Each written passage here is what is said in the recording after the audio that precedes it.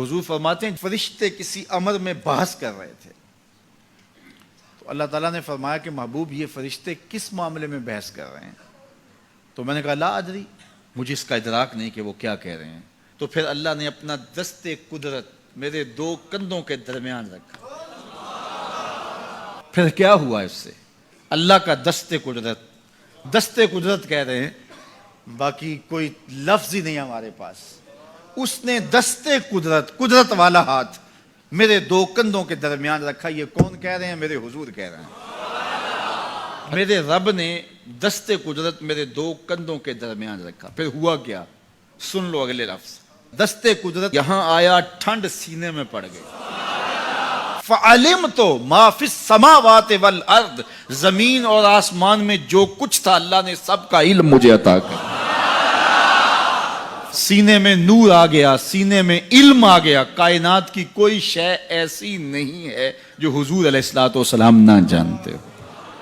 اور پھر کہاں تک علم آیا یہ حضور سے پوچھیے۔ فرمایا قرب قیامت میں جب دجال آئے گا تو میرے غلام اس کے مقابلے کے لیے نکلیں گے۔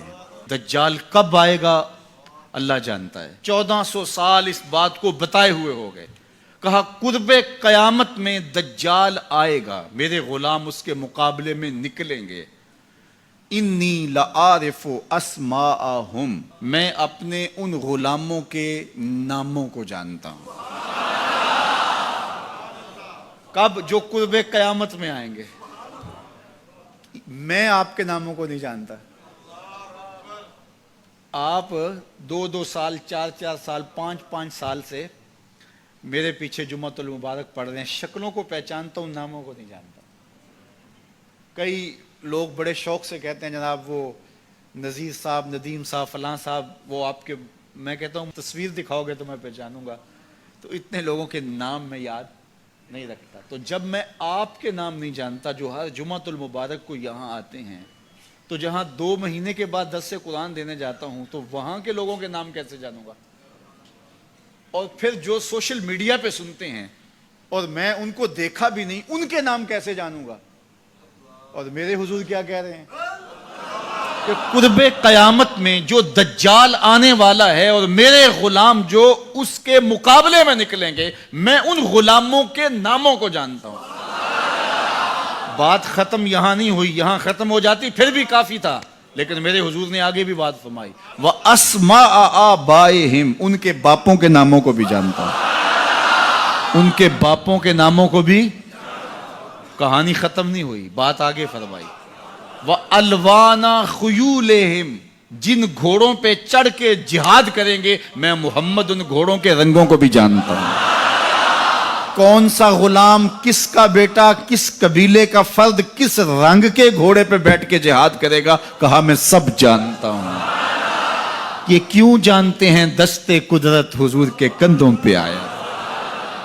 وہ کہتا ہے الرحمن علم القرآن، یہ تلمیذ رحمان ہے، میں نے پڑھایا ہے۔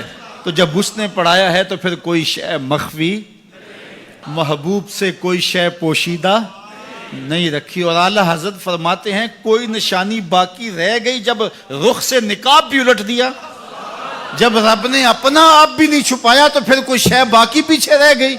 لِنُرِيَهُ مِنْ آیَاتِنَا، اس نے اپنی قدرت کی نشانیاں دکھا۔ غزوہ احد کے موقع پر جب یہ خبر پھیل جاتی ہے کہ حضور علیہ السلام کا انتقال ہو گیا، حضور شہید کر دیے گئے، تو مدینہ المنورہ میں ایک کوہرام مچ گیا، حتیٰ کہ عورتیں بے چین ہو گئیں، مضطرب ہو گئیں۔ تو ایک انصاری خاتون میدان احد کی طرف بھاگی۔ اس کا بھائی بھی جنگ میں شریک تھا، اس کا شوہر بھی شریک تھا، اس کا بیٹا بھی شریک تھا جنگ میں، اور اس کا والد بھی شریک تھا۔ یہ چاروں رشتے ہوتے ہیں، تو یہ چاروں کے چاروں شریک تھے اس جنگ میں۔ تو جب یہ خبر پھیلی کہ حضور شہید کر دیے گئے ہیں، تو اس حالت کے اندر وہ عجیب اضطراب کے عالم میں دوڑتی ہوئی احد کے مقام پہ پہنچتی ہے، تو راستے کے اندر اس کے بھائی کی لاش پڑی تھی، اس کے باپ کی لاش پڑی تھی، اس کے شوہر کی لاش پڑی تھی، اس کے بیٹے کی لاش پڑی تھی، اور وہ چاروں لاشوں کے قریب سے گزر گئی اور وہ پہچان بھی نہیں پائی. تو پوچھتی ہے یہ کس کی لاشیں ہیں؟ تو کہا کہ یہ تیرے بھائی کی لاش ہے، یہ تیرے باپ کی میت ہے، یہ تیرے شوہر کا لاشا پڑا ہے، یہ زخموں سے چور زندگی کی بازی ہار کے شہادت کا دولہا بن کے تیرا بیٹا لیٹا ہوا ہے. تو وہ کہنے لگی کہ مجھے یہ بتاؤ میرے حضور کیسے ہیں، مجھے یہ بتاؤ میرے حضور کیسے ہیں. تو لوگوں نے کہا کہ حضور خیریت سے ہیں. تو کہا مجھے چین نہیں آئے گا جب تک حضور علیہ الصلوۃ والسلام کو دیکھ نہیں لیتی. پھر اس خاتون کو جس کے 4 عزیز رشتے بچھڑ گئے تھے، اور بھائی نے، بیٹے نے، اور شوہر اور باپ نے شہادت کا جام نوش کیا تھا، پورا گھر کا گھر آج احد کے میدان میں بچھا ہوا ہے، تو کہا مجھے حضور تک لے جاؤ. تو آقا کریم علیہ الصلوۃ والسلام کے پاس جب اسے لے جایا گیا تو اس نے حضور کا دامن پکڑ لیا اور کہا کہ ہر مصیبت ہے چا جب آپ جو ہیں، جب آپ سلامت ہیں تو کوئی دکھ ہی نہیں ہے. تو ان کی یہ محبت اور ان کا یہ پیار دیکھنے کو نصیب ہوتا ہے. ورنہ ایسے مواقع پہ جب اتنے عزیز رشتے بچھڑ جائیں تو پھر اپنے جذبات پہ کون قابو رکھ پاتا ہے اور کون کسی کو یاد رکھتا ہے. لیکن ان کی محبت بڑھی ہوئی تھی ہر رشتے سے آگے، اور ہر عزیز، ہر رشتہ دار، کائنات کی ہر شے سے زیادہ وہ حضور علیہ السلام سے پیار کرتے تھے.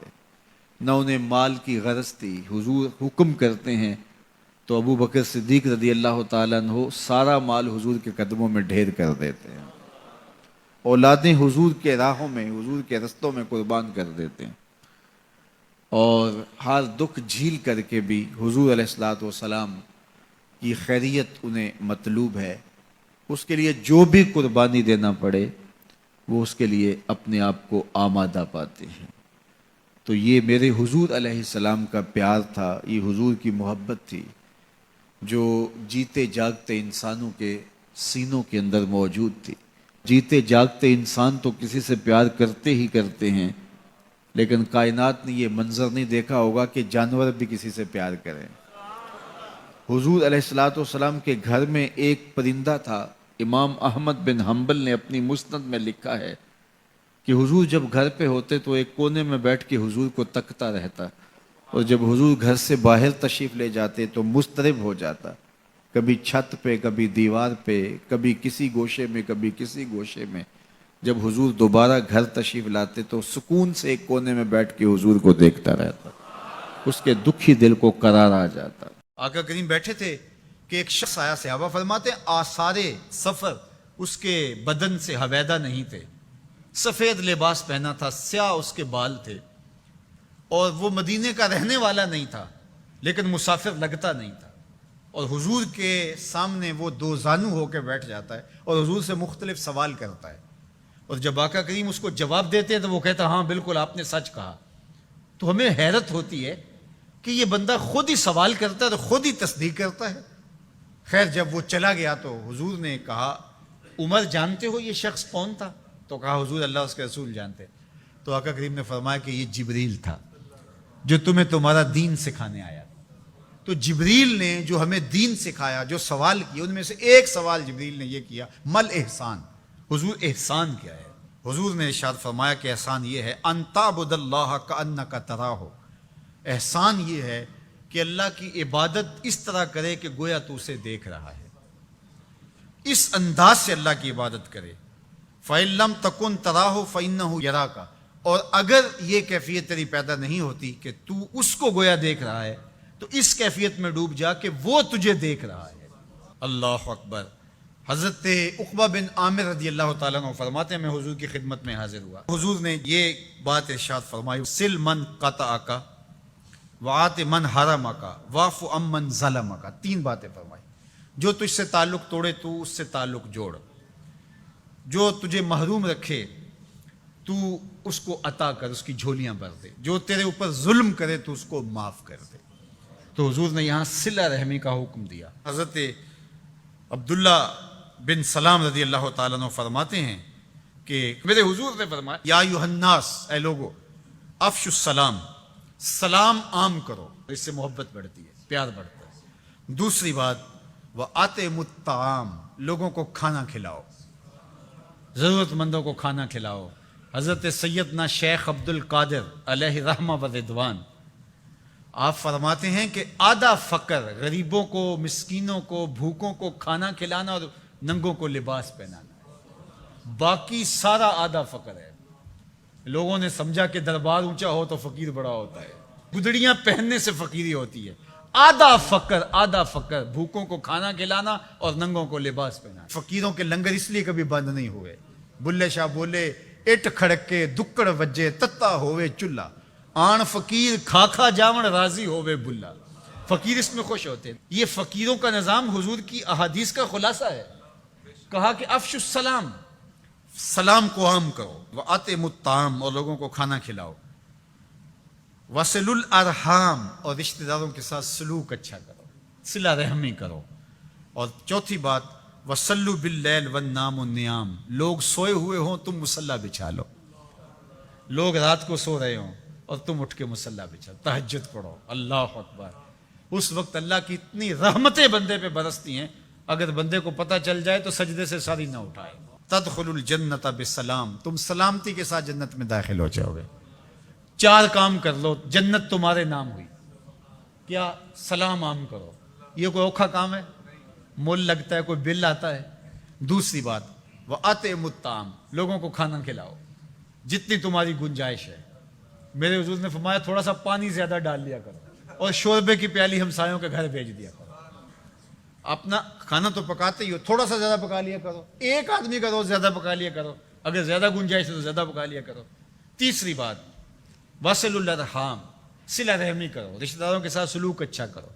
ہم کہتے ہیں کوئی اینٹ مارے گا تو ہم جواب میں پتھر دیں گے، کوئی 1 قدم پیچھے ہٹے گا ہم 10 قدم پیچھے ہٹیں گے۔ میرے حضور نے فرمایا نہیں، 10 قدم پیچھے نہیں ہٹنا، وہ جتنا مرضی پیچھے ہٹے تم آگے بڑھو۔ اللہ اکبر۔ آخری بات حضور نے فرمائی، جب لوگ سو رہے ہوں تو تم آغوشے نیند میں پڑے ہوئے لوگوں کو چھوڑ کے اللہ کے حضور سجدہ ریزیاں کرو۔